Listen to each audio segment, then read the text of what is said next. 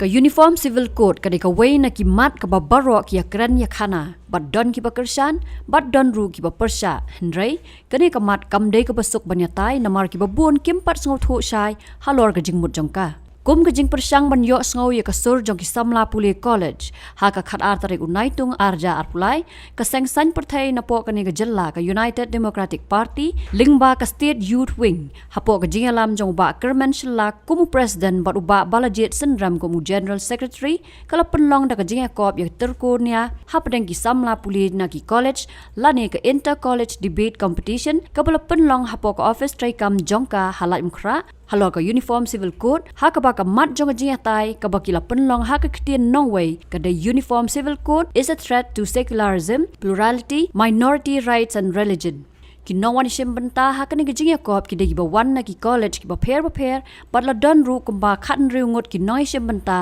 ha ka ba prangot ki de na ka yang persha but prangot ki be sha ya ka ni ka phang Kejingnya tai kalau long shisha ka ba isong nia ha ka ba baro ar liang kila wanra ya laki jong ki nia halor ka ni ka mat bat pen paru ka jing sngokya halor ka UCC na pedang kini ladon laingot ki bayok Korea ka khusnam bala samya kini ki khusnam do president rangba ka UDP uba met ba lingdo ha ka kedan ka baningkong la yora da samla mela kur khu shisha rangat ka ba na St Anthony's College ya ka namba ar la yora da samla DR Sinha na right Laban College baraka kedan ka balai la yor du samla Kitty John uba na Shillong College yakini ki nong job la bishar da laingot ki riu pau khmat ki bakanthop ya arngot ki professor na ka school ba nihu u professor Dr DRL Nonglan u professor Dr Dons em baru advocate Traybor lang jerwa Tungin ya sengap mentah halor kinia jong kini ki tai jong kini ki nong job. I would like to start with a notion. Do you believe in uniform civil code? Do you really believe in the word uniformity or do you believe in the word unity and diversity? Mr. Speaker, sir, I have heard a lot of remarks from my worthy opponents. They have mentioned about inter-caste, inter-religious marriage. They have mentioned about inheritance of properties. They have also mentioned about certain kind of laws which only deals with a specific community without adhering to concern about a different community. Mr. Speaker, sir, Special Marriage Act 1954, it talks about an inter-religious marriage which says if you belong to a Hindu, if you belong to a Muslim, or if you belong to any religious communities, you have the right to marry the one that you want to without practicing any kind of religious rituals that your tradition allows you to, which means you have to go to the court and the marriage officer will preside the marriage. That says in the Special Marriage Act 1954, and we can practice, and that has been practiced until today, though it is not mandatory. And you talk about inheritance. The Indian Succession Act 1925, it talks about two inheritance. First, it talks about testamentary succession, and the second, it talks about intestate succession. Now in this testamentary succession, it deals with a draft that says will. And what is will? When the owner of the property wants to give his shares to his children and to any of his family, he has to write in a will of how he can share it to. But if there is no will, they have to follow the intestate succession. And this intestate succession talks about when there is no will. When there is no any landowner, for example, if he has passed, that can be done and that can be dealt according to the religious practice. And that gives a freedom to any religion to practice the inheritance. And who are you, all my worthy opponents, to dictate on how to inherit about properties and how to inherit about all this kind of properties or maintenance? It is definitely against the law that has been enacted. And yes, Mr. Speaker, sir, we should know who is against UCC and who supports UCC. Sorry, but I have to say, the present government who have imposed the 2020 the farmers' law, which was a direct violation to the rights of the farmers, which compelled to allot hundreds of farmers who have died, and the same law was revoked and repealed. Why? Because it was a direct violation to the rights of the farmers. When India has the largest transportation of rice, which is a direct humanitarian aid which we give to the foreign countries, why has the government dismayed that? Second, it is the same government who supports Citizenship Amendment Act. Citizenship Amendment Act clearly discriminates They were not given citizenship in this country, whereas they were given some various religions were given citizenship in this country from the neighboring parts of the country. Is that how you justify no discrimination based on caste, creed, sex, religion, place of birth, which is penned down in Article 15? No, Mr. Speaker, sir. That cannot be practiced. The 21st Law Commission of India in 2018, which my opponent, which my client, which my panel has also mentioned clearly that B.S. Chauhan, quote, he rightly mentioned, UCC cannot be desirable, UCC cannot be compromised. UCC is neither desirable nor necessary at this stage. And the committee further reiterated that the urge to put UCC cannot be compromised with the cultural diversity that we have in India. So it is a clear evidence, Mr. Speaker, sir, that the 21st Law Commission of India has done the same thing, which the 22nd Law Commission of India is doing the same now, needing the public opinions, which we have a very limited time, and we can raise our voices saying that we are against UCC and we don't want any draconian law that can be imposed with the practice of Farmers' Law, Citizenship Amendment Act, and so on and so forth. If you want equality for women, if you want equality in diversity, then implement the Women's Reservation Bill 33%, where it has to be implemented in Lok Sabha and the state legislative assemblies, where women will get the right and they can participate in politics. That can be concerned, that can be debated, not UCC in particular. Thank you. Respected Speaker, sir, the Uniform Civil Code means a common law applicable to all the citizens, irrespective of their personal laws and practices. However, in a diverse nation like India, the hasty implementation of UCC can be viewed as a deliberate election-centric move by the NDA-led government, despite the 21st Law Commission, which opined that UCC is neither desirable nor required at this stage in India, and this Law Commission was led by Justice Chauhan. So, yet, this is an attempt to dilute our personal, religious, traditional customs, to polarize the majority voters, and also levy the dominant culture on us. The dominant culture which preaches Mata Pita Devo Bhavo, thy parents are thy God, no denial. But the rising number of old age homes and their inhabitants are mostly the victims of property disputes, where it causes problems, and hence this causes problems in the family too. So I'd like to say that the adoption of the changes in the adoption laws under UCC will not compensate for the evil practice where the own blood abandons. Then one of my dear opponents talked about the Khado system.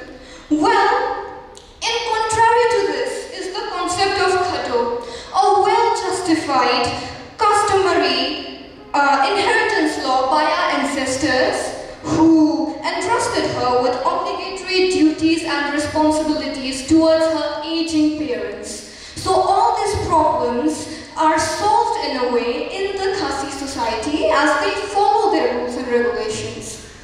Also, I'd like to say that if enacted, UCC may sprout undue greed on the share of the property of the bride, and this may lead to domestic violence. We are poor and vulnerable communities. We do not have the strength, the endurance to go through the long judicial procedure to get justice, and also the trauma and fear of CRPC 498. Relating to this is the barbaric practice of female infanticide, and this will adversely affect the gender ratio too. So I'd like to say that, Speaker Sir, the adoption of a new set of inheritance laws will also cause distrust and jealousy and other ramifications, and in this process it will have domestic tensions, and then the entire family will suffer as a result. There will also be a threat to Article 371 if abrogated. So the demographic structure of we the indigenous people will definitely be threatened. There will be an identity crisis, as we can see in the states of Tripura and then in some districts of Assam and West Bengal too. So also our traditional institutions might be dissolved or they might be dysfunctional, so we will not be able to raise our voices. So that's a problem. And under the ambit of UCC Article 44, fundamental rights, a modus operandi is on to elbow the dignity aspect assured to the backward classes and religious minorities in the preamble of the Constitution. I'm also aware that the fundamental rights are not absolute in nature, and under its purview we get some facilities as in tax exemptions and job reservations too. However, as for equality, the famous Pareto principle, 80-20, it failed. And 80% of the wealth is concentrated in 5% of the population. So where and how is the equality? It's bizarre. And how are we supposed to average this disparity? It's impossible. How? So dignify us, empower us, but not at the cost of the sanctity of our religion, of our customs, of our traditions. And also, one of them mentioned about marriage laws. In the Hindu Marriage Act, we see Dharmendra high and proud with two wives. One is Hema Malini and the other one, I forgot her name. I'll check it out. So, I'd like to say that Mr. Modi ji, I do understand your intent. So be aware. Thank you. I stand here to speak for the motion. Uniform Civil Code is a threat to secularism, plurality, morality, rights and religion. Imagine a situation where everyone in this hall is made to eat the same type of food, made to dress in the same way, forced to listen to the same type of music, and be given the same type of social media feeds. That, in the essence, is what the Uniform Civil Code is trying to do in this country.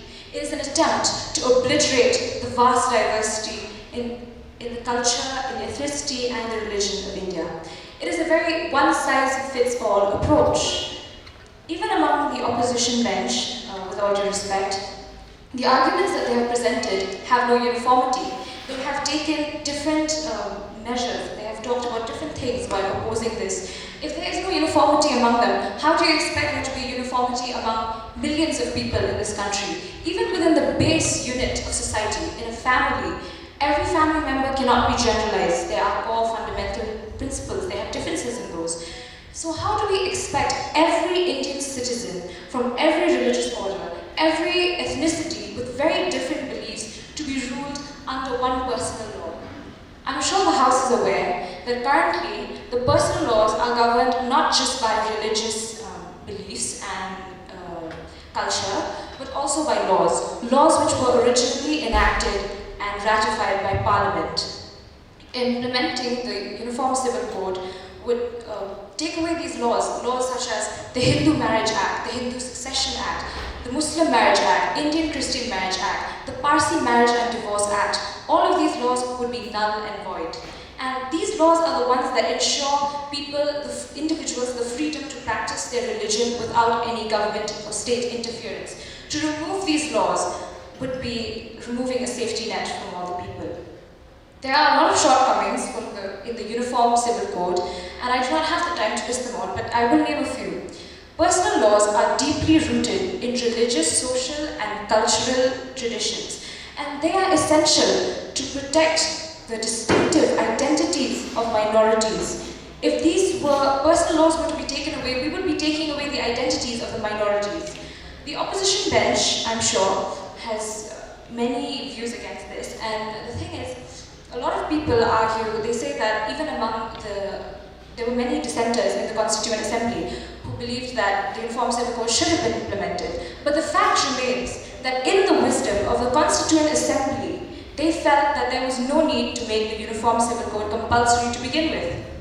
It is unrealistic and even foolish to believe that minorities, whether religious or ethnic, should be silent and compliant when this basic structure of the constitution is being taken away from them. They feel like their faith, their way of life is being snatched away from them.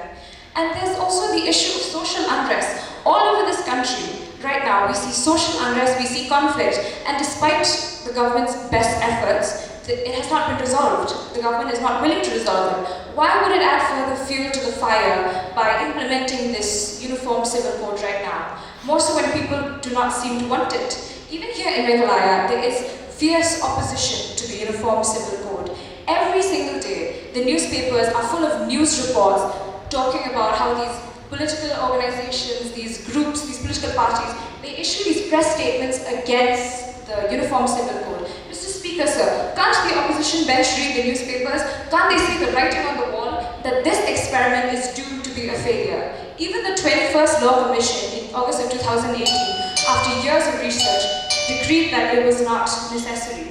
I do believe that change is needed. Change leads to growth and development, but change should be backed by reason. If change is implemented too abruptly, it will cause dissatisfaction, dissension, and discord.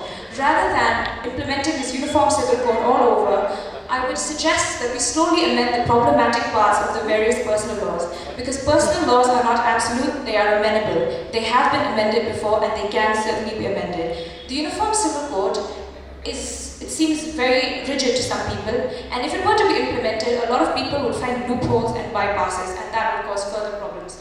Therefore, I appeal to the House to pass this motion with a resounding majority. Uniform Civil Code is a threat to secularism, plurality, religion, rights, and morality. Thank you. Mr. Speaker, sir, I am standing here today to oppose the motion which says that Uniform Civil Code is a threat to secularism, plurality, minority rights, and religion. As it states that in the Article 44 of the Constitution, which says, the state shall endeavour to secure the citizens a uniform civil code throughout the territory of India. I believe that UCC is important for the national integrity and for the equality of genders and religion. According to me, these personal law based on the religion sometimes can lead to discriminatory, especially against women. Example, like the Muslim women cannot claim same maintenance or opportunity as the rest of the Indian women. And also the practice of polygamy. Is that illegal to marry 4 women? And also, is that illegal to marry under the age of 18 years? I think that is totally wrong. And to get rid of that practice, UCC is important. Apart from that, UCC will also make our secularism strengthen our secularism in India, and it will also make legislation easier, and it will also bring the same set of law for the different religion. As a nation, we all are expected to be governed by the same set of law. Mr. Speaker, sir, UCC will rather strengthen the democratic principle of our nation, and also it will help us to get rid of those practices which brings inequality in terms of among sexes, in terms of inheritance of property, and it will definitely empower women throughout the nation. I think UCC is important because national interest comes on the very top, and human rights of individual is very important, and the dignity of individual also is very important. By bringing up UCC, desired result can be achieved. And also in terms of marriage, uniformity does not mean that everyone has to take 7 rounds as the Hindu religion. Uniformity in the sense of marriage means that everyone should register their marriage. And also in terms of divorce, everyone should follow get divorce because divorce cannot be done by just saying 3 times talaq, talaq, talaq. And also in terms of religion, it does not mean that to convert everyone, every individual, every citizen into Hinduism. It doesn't mean that. It just means, as many of us are saying that it is a Hindu act. It is not like that. It just meant to bring the same set of law for every individual. Mr. Speaker, sir, I think as Dr. Ambedkar, the chairman of drafting committee of our constitution, who believed that UCC is necessary for the to promote national integration and equality, was not wrong. When it comes to this, we should come out from our narrow-mindedness, and break the status quo, and think not as an Hindus or Muslim or Christian, but as Indian. Therefore, I strongly support UCC for the development of our people and nation. Thank you, each one of us. Long live India. Thank you. Mr. Reba. Audience here, I am very sure, I am damn sure that my oppositions are going through the whole UGC draft bill, and that's why they know everything is going away, everything is turning away from the India, from custom and all. And many of them are saying that UGC is not possible, one law is not possible. If one law is not possible, then how we are following Constitution of India, which itself is a one law only? How we can follow like this? You just imagine, they are also mentioning points like that. In 2018, Law Commission of India mentioned that it's neither necessary.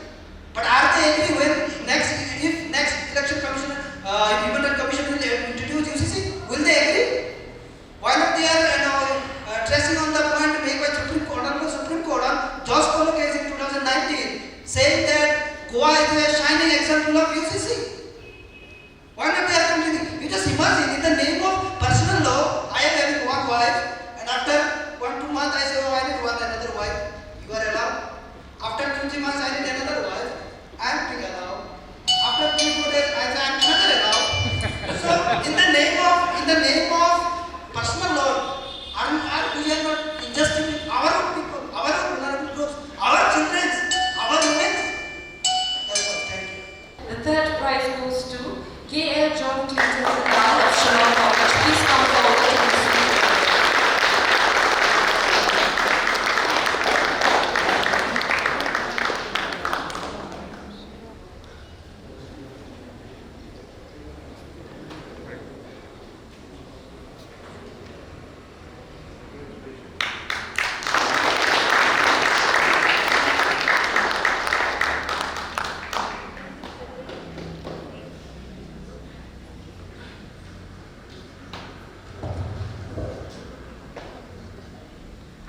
For the second prize, any guesses again?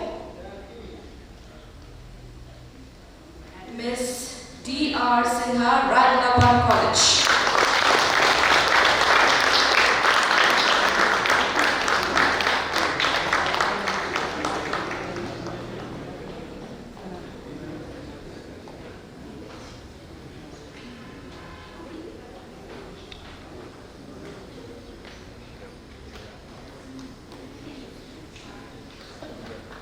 And the first prize goes to Mela Kurpushi Sharana of St. Anthony's College.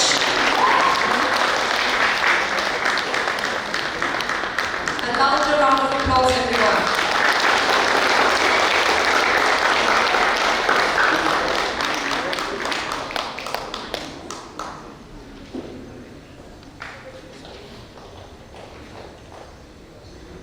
So I'm very happy to see that youth, and I'm very sure that in the future I would like to urge the youth wing that more programs, such programs need to be taken in the very near future.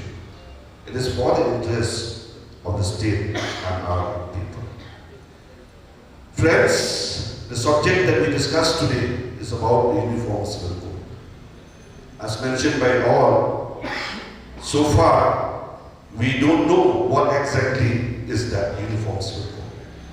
The word here, uniform only, that speaks about why most of the people are coming forward to talk about this uniform civil code. Friends, this is subject needs to be discussed further. This is not the end of what we have today. It needs a lot of debates, a lot of deliberation on it. And I personally feel that this debate today which we have been organized is really a meaningful and a fruitful one. So once again, without delaying further, I would like to place on record my sincere thanks and congratulations to the youth wing for this initiative that we have taken in organizing this debate, inter-college debates competition. I would like to place on record once again my sincere thanks to all my dear students, the participants today, with the courage and the participation, spirit that you have with you.